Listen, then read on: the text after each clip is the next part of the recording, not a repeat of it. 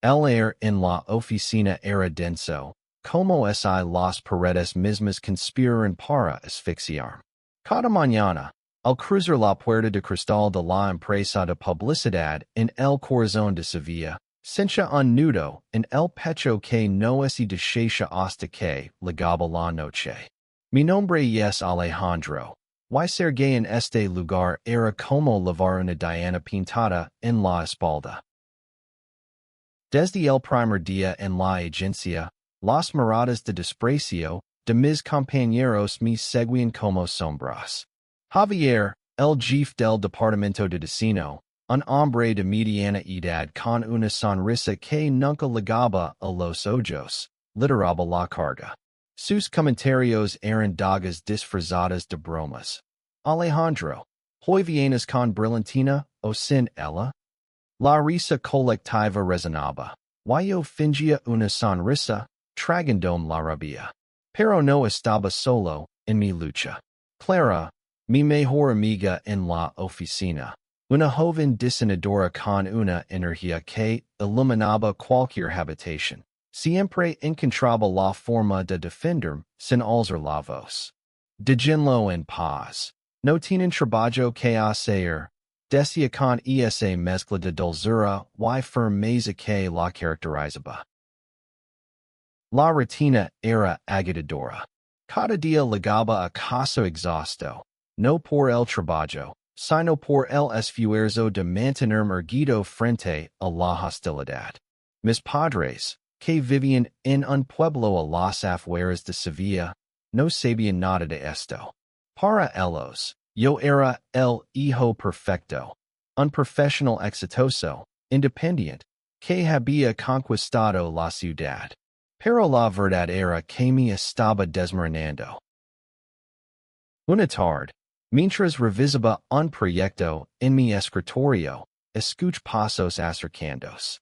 Era Javier, con su postura arrogante y esa mirada que siempre permitía problemas. Alejandro, necesito que termines el diseño de la campana para mañana. No quiero excusas de bueno, ya sabes, tu estilo de vida. Las palabras cortaron como vidrio. Mis manos temblaron sobre el teclado, pero no respondí. No podía. No esa vez. Esa noche, en mi pequeño apartamento en el barrio de Triana, me dijeron. Mir mi reflejo en el espejo y no reconocí al hombre que me devolvía la mirada. Cuando me había convertido en alguien que soportaba tanto en silencio. Fue entonces cuando decidí que algo tenía que cambiar. No sabía cómo, pero no podía seguir viviendo así. Al día siguiente, un nuevo rostro apareció en la oficina. Mateo, un argentino contratado como consultor externo, irrumpió en la sala de reuniones con una energía que parecía desafiar la monotonía del lugar. Tenía 32 años. Una sonrisa confiada y un acento que llenaba el espacio. Cuando me presentaron, sus ojos oscuros se encontraron con los míos, y por un instante, sentí algo que no podía explicar. Una chispa de esperanza. Mateo era diferente. No solo por su acento porteño o su forma de moverse, como el mundo lo perteneciera, sino por cómo veía a las personas. En su primera semana, notó las dinámicas de la oficina. Observaba a Javier y su seguido con una ceja arquida, como estuviera descifrando un rompecabezas. Pero lo que más me sorprendió fue cómo me miraba a mí. Sin prejuicios, sin burla, solo con curiosidad genuina. Una tarde, mientras trabajábamos juntos en una presentación, Mateo se inclinó hacia mí y susurró. Hoy, ¿siempre ten pasado aquí o solo me lo parece? Miré, algo que no hacía en la oficina desde hace meses. Es complicado, respondí, evitando su mirada. Él no insistió, pero su presencia comenzó a sentirse como un refugio. Clara, siempre atenta, noto el cambio en mí. Durante un almuerzo en una cafetería cercana, me miró con ojos brillantes y dijo, Alejandro, no dejes que esos idiotas te apaguen. Why? Por cierto, creo que Mateo te mira más de lo necesario. Me sonrojo, negándolo con un gesto, pero sus palabras así, quedaron conmigo. El acoso no se sabe. Javier y sus aliados intensificaron sus comentarios, especialmente cuando Mateo estaba cerca, como si quisieran marcar territorio. Una mañana, mientras presentaba una idea en una reunión, Javier me interrumpió. Alejandro, ¿esto es un destino o un defile de modas? La sala estalló en risas, pero Mateo no es río. Se levantó, con una calma que helaba la sangre, y dijo, Javier, si tienes algo útil que aportar, hazlo. Si no, déjalo hablar. El silencio que siguió fue ensordecedor. Esa noche, Mateo me invitó a tomar una cerveza en un bar de la Alameda. Entre sorbos, me preguntó, ¿por qué lo permites, Alejandro? Eres más fuerte que eso. Sus palabras me golpearon.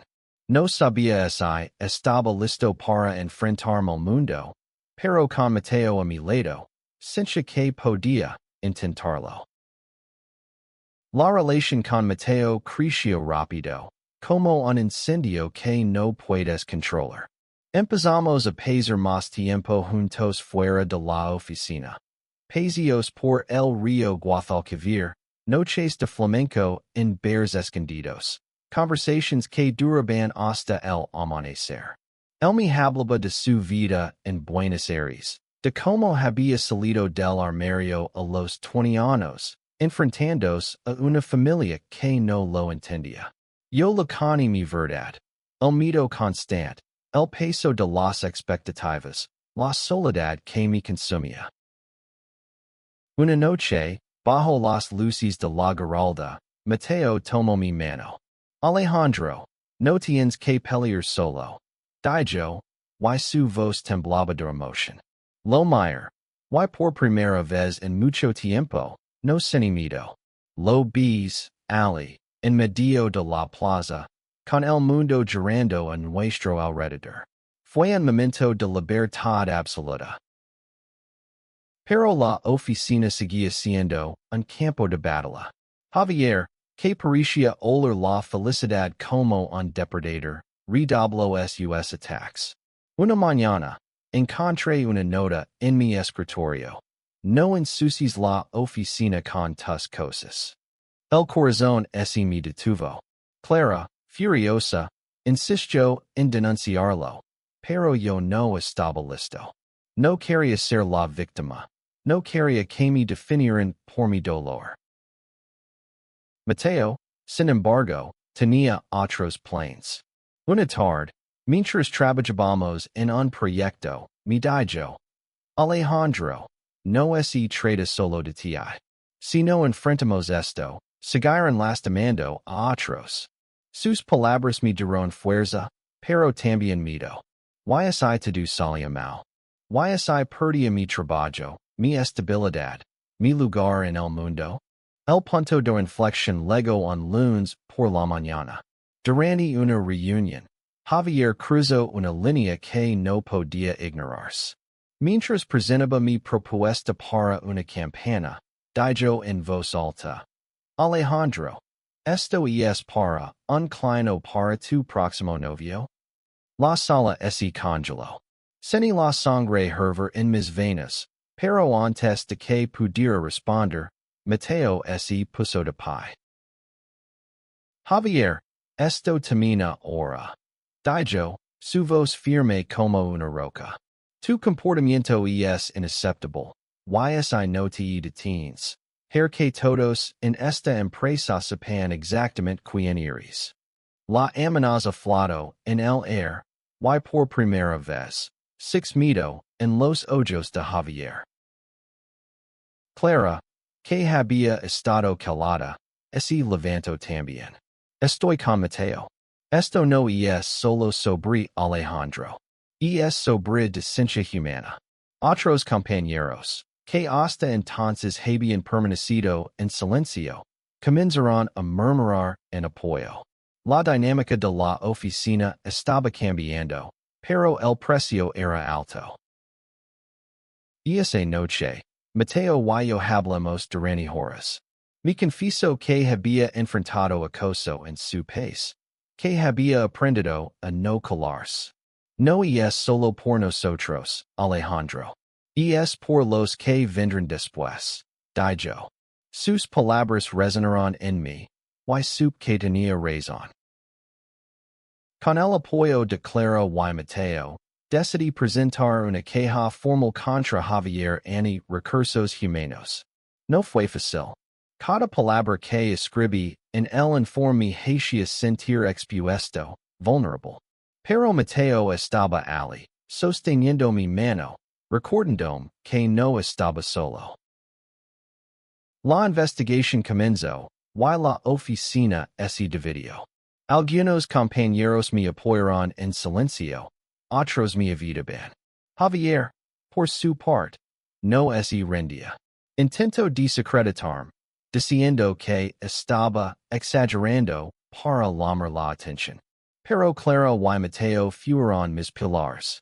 Clara recopiló testimonios de otros empleados que habían presenciado el acoso, mientras Mateo usaba su experiencia como consultor para presionar a la dirección. Una tarde, mientras caminábamos por el parque de María Luisa, Mateo me abrazó.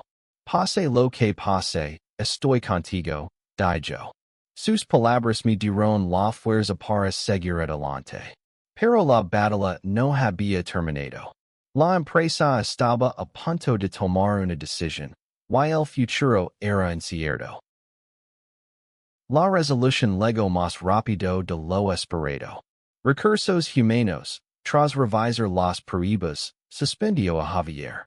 Pero no fue solo él. La investigación reveló una cultura tóxica en el departamento, y la empresa decidió implementar capacitaciones obligatorias sobre inclusión y diversidad. No era una victoria total, pero era un comienzo. En la oficina, las cosas cambiaron lentamente. Algunos compañeros comenzaron a tratarme con respeto, otros seguían distance.